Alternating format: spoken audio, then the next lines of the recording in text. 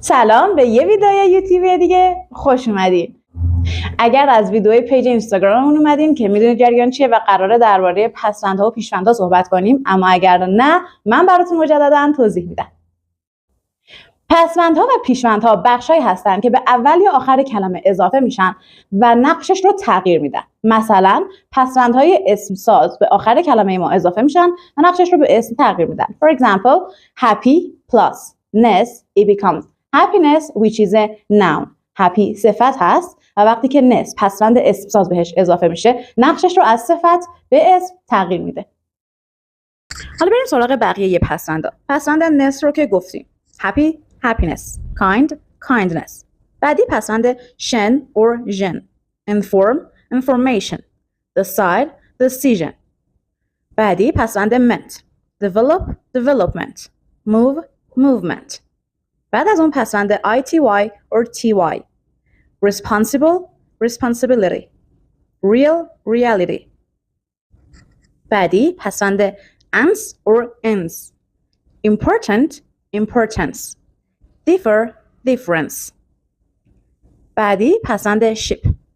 friend friendship, leader leadership. و آخری پسوند er or or. teach teacher, act actor.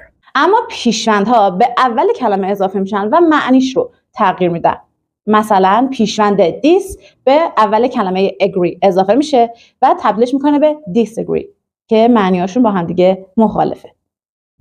As another example I can say mortal immortal. حالا بریم سراغ پیشوندها. اولیش پیشوند on هست. happy unhappy, kind unkind. بعد از اون پیشوند this. agree disagree, like dislike, connect disconnect.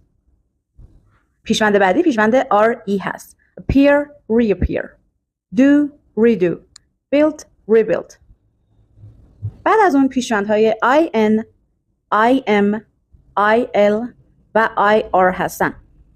possible impossible, legal illegal, responsible irresponsible. پیشوند بعدی پیشوند pre هست. view preview, school preschool. و آخریش پیشوند miss هست. understand misunderstand, use misuse. همیشه یادتون باشه که اگر کلمات رو درست بشناسید راحت‌تر میتونید ازشون استفاده بکنید و درک مطلبتون هم بالاتر میره. اگر از ویدیو خوشتون اومد حتما لایکش بکنید، پیج رو سابسکرایب بکنید و برای دوستاتون بفرستین. دیگه همین دیگه، متشکرم. خداحافظ.